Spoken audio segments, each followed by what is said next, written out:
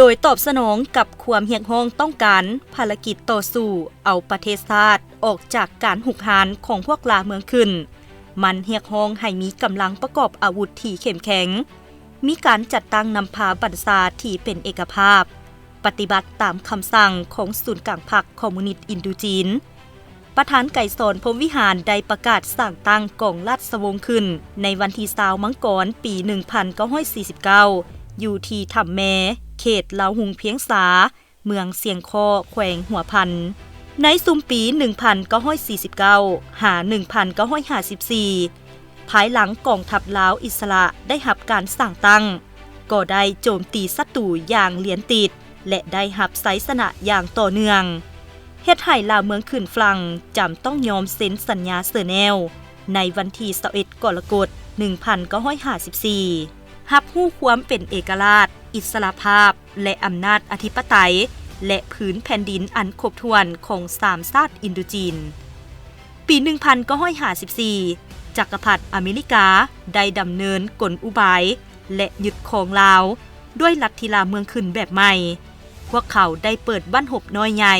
หวังทำลายเขตที่มั่นการปฏิวัติแต่กองทัพเฮาได้ต่อสู้อย่างเด็ดเดี่ยวพิละอาหารสามารถรักษา2แขวงเต้าโฮมไว้ได้อย่างมั่นคงพวกเขาจึงยอมเซ็นสัญญาเวียงจันทน์ปี 1957 และได้ทำลายกลอุบายโลกเสือออกจากถ้ำอย่างเจ็บแสบกองพันที่2สามารถพาวงปิดล้อมของศัตรูไปสู่เขตที่มั่นได้อย่างปลอดภัยในซุมปี 1964 จักรพรรดิอเมริกาได้ปฏิบัติยุทธศาสตร์สงครามพิเศษอยู่ลาวพวกเขาได้บุกโจมตีขนาดใหญ่เข้าเขตปลดปล่อยด้วยหลายบ้านหบเซนบ้านหบ3สอนกิ่งกระถังสอนไซภูกูดและอื่นๆกองทัพประชาชนลาวทั้งสู่หบทั้งปรับปรุงก่อสร้างตนเองในระยะนี้ได้สร้างตั้ง3เหล่าหบขึ้นคือเหล่าหบทหารอากาศเหล่าหบปืนใหญ่เหล่าหบเคมี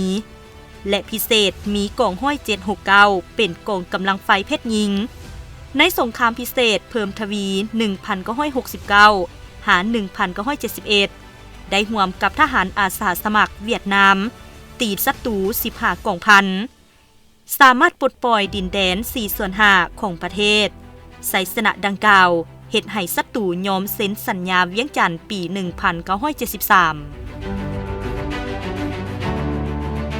หลังสัญญาเวียงจันทน์ปี 1973 กองทัพประชาชนลาวก็ได้ประกาศสร้างตั้งระบบตีพิเศษขึ้นตืมพร้อมทั้งได้นำไส้2กองพันเข้าป้องกัน2ตัวเมืองเป็นกลาง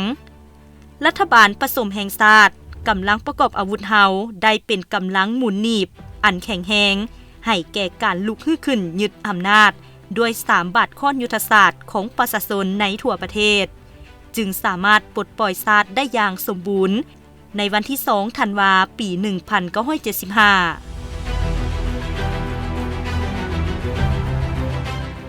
ในระยะต้นแห่งการปฏิบัติ2นาทียุทธศาสตร์กองทัพประชาชนลาวสืบต่อปกปักรักษามากผลของการปฏิบัติไว้อย่างมั่นคงกำลังถูกเหล่าหบได้รับการก่อสร้างให้แทดเหมาะกับสภาพการในระยะใหม่ในซุมปี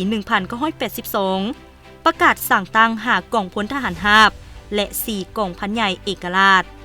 เพื่อสืบต่อปฏิบัติแนวทางเปลี่ยนแปลงใหม่ของพรรคกองทัพเฮา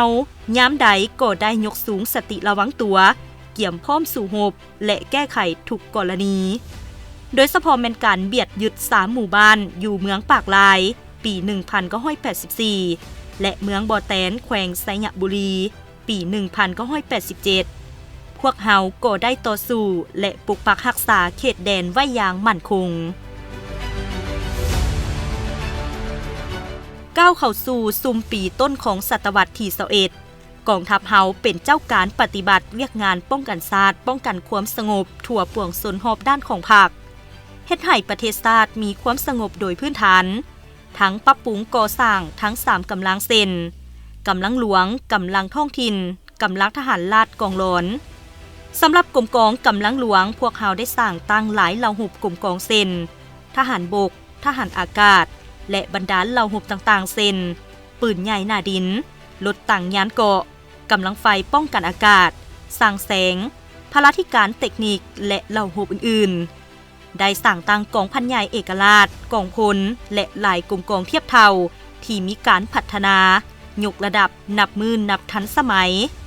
กำลังประกอบอาวุธอยู่ขันท้องถิ่นก็ได้รับการปรับปรุงให้มีความเข้มแข็งและสามารถพันขยายแนวทางป้องกันชาติป้องกันความสงบทั่วปวงโซนรอบด้านเป็นอย่างดีกองทัพเฮายังได้เอาใจใส่ยกระดับทางด้านทฤษฎีเพิ่มทวีเวียกงานฝึกแอบพำเฮียนศิลปยุทธ์ยุทธวิธีอยู่ในกรมกองอยู่บรรดาวิทยาคารและโรงเรียนต่างๆทั้งภายในและต่างประเทศนอกนี้ยังได้ยู่แหงการปรับปรุงก่อสร้างค่ายครูให้แน่นหนาถาวรและก่อสร้างพื้นฐานอุตสาหกรรมป้องกันชาติรับประกันทางด้านพาหนะเทคนิคให้แก่กองทัพและรับใช้สังคมปัจจุบันกองทัพเฮามีการประกอบวัตถุเทคนิคทันสมัยสามารถตอบสนองให้แก่เวียกงานป้องกันชาติในระยะใหม่ได้โดยพื้นฐาน